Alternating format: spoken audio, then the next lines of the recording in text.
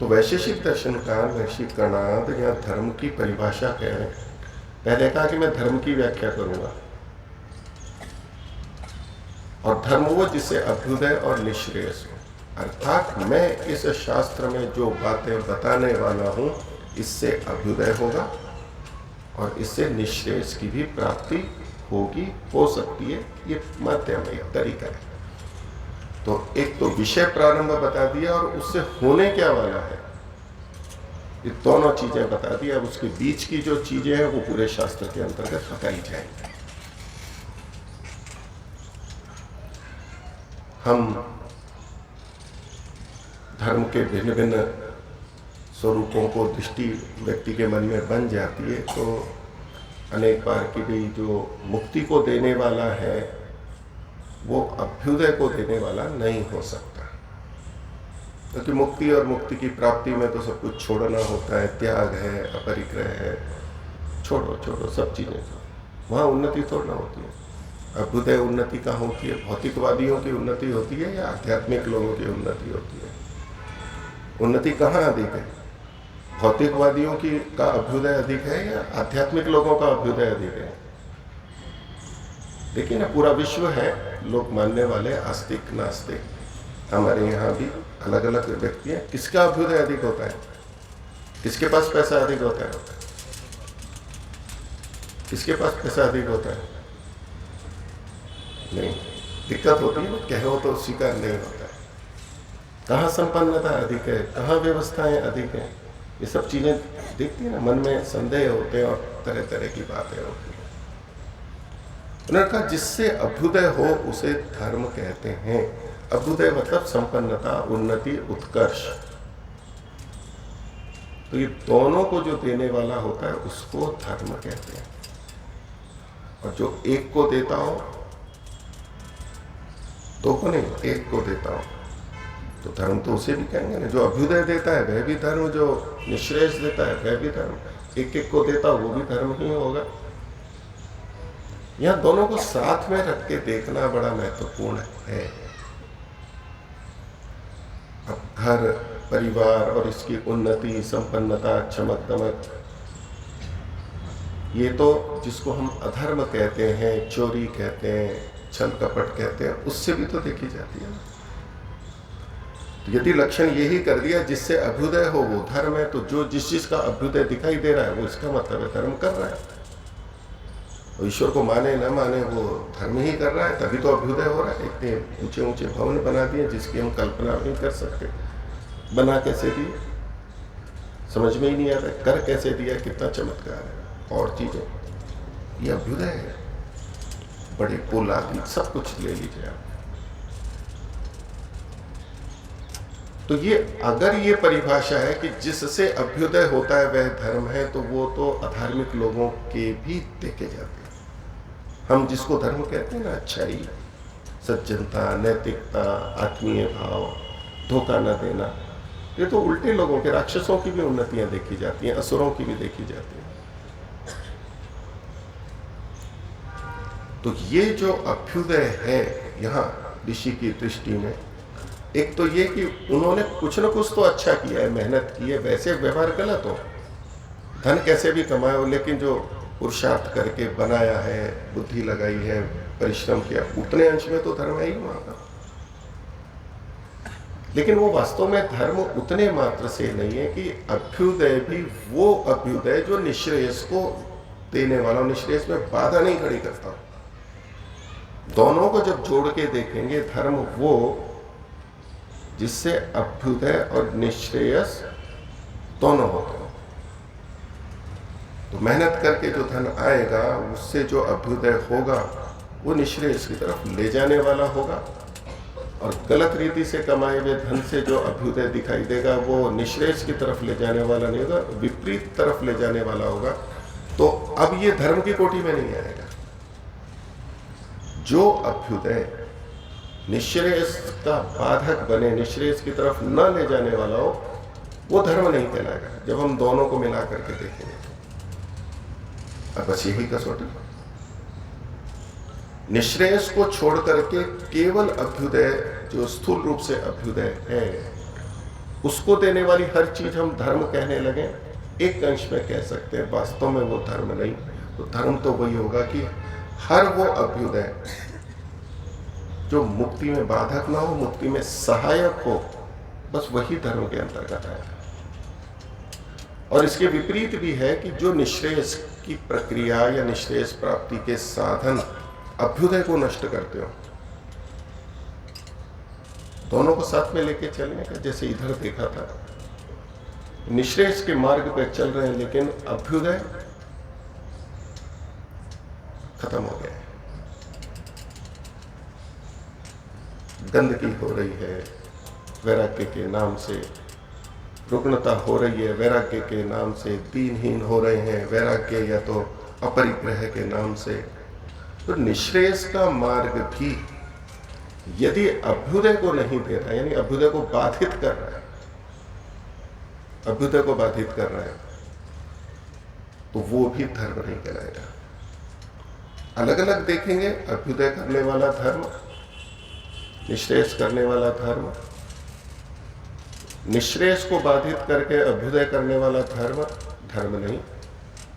और इसी तरह निश्रेयस को देने वाला या निश्रेयस के जो उपाय हैं उनको करना, मिले या नहीं मिले अलग बात है। अभ्युदय नहीं हो रहा है, अभ्युदय की हानि हो रही है, वो भी वास्तव में धर्म नहीं है, वहां भी कुछ त्रुटियां हो गई हैं। नाम है निश्रेयस की प्राप्ति का प्रयास है, लेकिन वो अभ्युदय को नहीं दे रहा है। तो इस दृष्टि से जब हम देखेंगे तो अभ्युदय भी होना चाहिए और निश्रेयस भी होना चाहिए, और दोनों एक दूसरे के सहायक हैं। इसीलिए वेद के अंदर धन, ऐश्वर्य, अन्न, जल, पशु, इन सब के उन्नति वैभव की ही बात है। इनको छोड़ने या दीनीन इस तरह की कोई बात नहीं।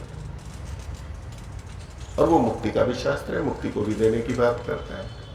तो ये वैदिक दृष्टि, ये दोनों हों, हम जीवन में चलते हुए, चाहे हम भौतिक दृष्टि से चल रहे हैं, उसका नियंत्रण होगा निश्रेयस की दृष्टि से, कि अगर मेरा ये काम निश्रेयस में बाधक है तो ये अभ्युदय नहीं है, वास्तविक अभ्युदय नहीं है। और मेरा जो निश्रेयस का मार्ग है, इस पे चलते हुए यदि अभ्युदय समाप्त होता है, दीनता, हीनता आती है, पराधीनता आती है, तो ये निश्रेयस की तरफ ले जाने वाला नहीं है। कि मुक्ति की तरफ ले जाने के लिए हम अहिंसा का ऐसा प्रयोग करें कि हम पराधीन हो जाएं, परतंत्र, पीड़ित हो जाएं, ये निश्रेयस का मार्ग नहीं हो सकता। ये वैदिक दृष्टि नहीं है। एक उदाहरण केवल आपके सामने रखा, तो ये एक सिद्धांत इन्होंने दिया कि धर्म कौन होगा, यह तो अभ्युदय निश्रेयस सिद्धि स धर्म। ये परिभाषा वैशेषिक दर्शन के संदर्भ में महर्षि कर्णाद ने दी है, यहाँ तो लगती ही है। इसको हम व्यापक रूप से अन्यत्र भी लगा सकते हैं, वहां भी ये अच्छे से घटती है। इतना बताने के बाद में कि चूंकि ये वैदिक दर्शन है, छहों दर्शन वैदिक दर्शन है, तो ने एक बात रखी कि जो वेद का प्रमाण है, वेद आमनाय मतलब वेद होता है। आगे एक सूत्र दिया इन्होंने, तीसरा सूत्र है तद्वचनात् आमनायस्य प्रामाण्यम। आमनाय को यहां लेते हैं वेद, जो हमारे शब्द प्रमाण है, उसकी प्रामाणिकता क्यों है, वेद क्यों प्रामाणिक है, वेद को हम क्यों माने, उसका आधार क्या है? बोले तद्वचनात्, उसका वचन होने के कारण से वेद की प्रामाणिकता है। हम वेद को खूब पढ़ते सुनते हैं, तो वेद की प्रामाणिकता क्यों है, क्यों है वेद की प्रामाणिकता? लेकिन मैं पूछूंगा भी इसमें, तो उस तरह की कक्षा जैसा है, और आप उत्तर भी दीजिए। वेद क्यों मान्य है, वेद क्यों मान्य है? विज्ञान है। एक हम कहते हैं कि ईश्वर की वाणी है, इसलिए प्रामाणिक है, इसलिए मान्य है। दूसरों के द्वारा गलत भी कुछ हो सकता है, मनुष्य में दोष भी हो सकता है, जैन परमात्मा सर्वज्ञ है, तो परमात्मा की वाणी है इसलिए प्रामाणिकता है। वो परमात्मा की वाणी है इसलिए क्यों प्रामाणिकता है? क्योंकि वो सर्वज्ञ है इत्यादि। वो एक अलग पूरी श्रृंखला या युक्तियां हैं, जिसका एक अर्थ तो ये किया जाता है, वेद का प्रामाण्य इसलिए है कि वो परमात्मा का वचन है। लेकिन इसका दूसरा अर्थ यहाँ इस प्रसंग में ये किया जाता है कि धर्म का वचन होने के कारण से, पीछे धर्म का चर्चा चल रही है, था तो धर्मम व्याख्यास्यामः पहला सूत्र, या तो अभ्युदय निश्रेयस सिद्धि स धर्म, दूसरे सूत्र में भी धर्म आया, और तीसरे सूत्र में कहते हैं तद वचनात्, उसका वचन होने से, उसका कथन होने से। किसका? धर्म का कथन चूंकि वेद में है इसलिए वेद का प्रामाण्य। अब ये नहीं कह रहे कि ये उस दृष्टि से कि ये ईश्वर का वचन है, इसलिए ईश्वर का वचन है वो अपनी जगह ठीक है, लेकिन ये धर्म का वचन है, धर्म का कथन है, इसलिए ये प्रामाणिक है। और धर्म कैसे? जिससे अभ्युदय और निश्रेयस की सिद्धि होती है। तो वेद क्यों प्रामाणिक है? क्यों माने? क्योंकि वेद से अभ्युदय भी होता है और निश्रेयस की प्राप्ति भी होती है, दोनों की होती है, इसलिए वो मान्य है। हमें कोई वस्तु व्यक्ति क्यों मान्य होता है? इस संसार में कोई बड़ा धनी हो, बड़ा विद्वान हो, बड़ा राजा हो, बड़ा खिलाड़ी हो, यह तो होगा, हमारे को उससे मान्यता नहीं होती ना। कोई देश बड़ा है, कोई बड़ी नदी में होगी तो होगी, उसका बड़ा घर है, होगा तो होगा, मेरे को उससे क्या मतलब होता है? हमसे बात कब जुड़ती है? जब वो चीज बड़ी या छोटी जैसी भी है उसका संबंध मेरे से होता है। वेद होगा ज्ञान का सागर, विज्ञान का होगा, मेरे को क्या उससे? तो दुनिया में बहुत सारी पुस्तकें हैं, भले ही कम ज्ञान वाली हैं, लेकिन हम पुस्तकों के नाम तक नहीं जानते, कुछ मतलब ही नहीं है हमारे को उससे। अपने अपने क्षेत्र की पुस्तकें पढ़ते हैं।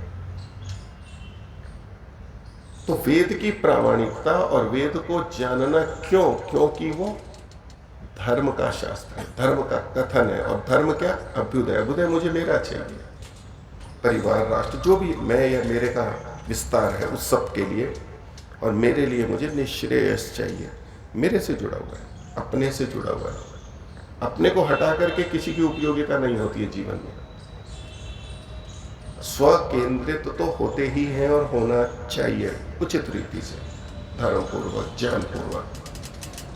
तो धर्म का वचन होने के कारण से वेद की प्रामाणिकता है, अर्थात उससे अभ्युदय और निश्रेयस की प्राप्ति होती है, इसलिए वेद प्रामाण्य है। मुझे क्यों प्रमाण मानना चाहिए वेद को?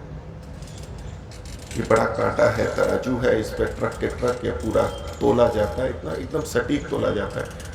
मेरे को तो कुछ करना ही नहीं है उससे, मेरे को कोई ट्रक नहीं तोलवाना, मेरे को उस कांटे का क्या मतलब है? मेरे को जिसकी जरूरत होगी वो करेगा। लेकिन अभ्युदय सबको चाहिए, कल्याण सबको चाहिए, इसलिए वेद मेरे लिए प्रमाण है और मुझे मानने चाहिए।